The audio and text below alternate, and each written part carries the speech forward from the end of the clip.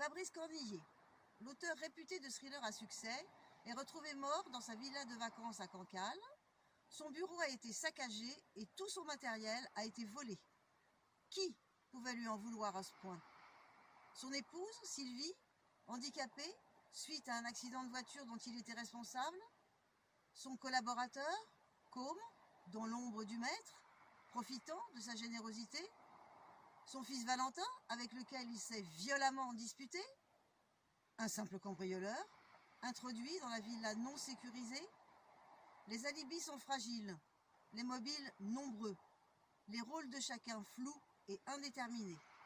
La capitaine de police Elma Béranger est envoyée sur place pour résoudre cette enquête difficile avec l'aide de Julien Galichon et de l'équipe de gendarmerie, alors que la foule estivale déferle sur la côte d'Émeraude.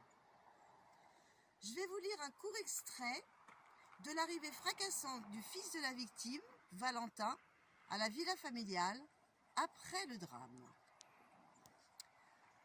Un vrombissement furieux digne d'un rugissement de lion s'élève au loin, bien avant que la voiture décapotable de Valentin Cornillier s'engage dans l'allée de la propriété.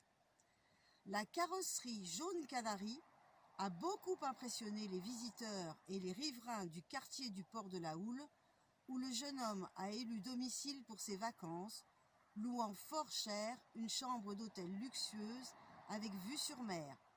Pas question pour lui de partager l'espace familial de la villa avec ceux qu'il surnomme les parasites. Il freine sèchement et coupe le moteur d'un geste brusque.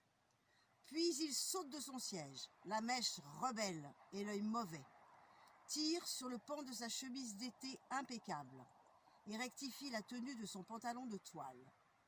Du salon où se tiennent les gendarmes et les 3 autres statues pétrifiées, de la terrasse où les pompiers veillent sur la housse mortuaire habitée par le cadavre de Fabrice, tous les regards convergent vers lui.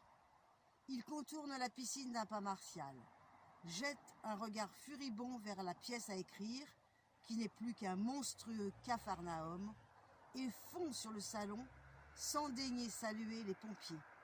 Il n'a pas vu, ou pas voulu voir, la civière pourtant en évidence. Épisode tragique à Cancale, à glisser sous le sapin.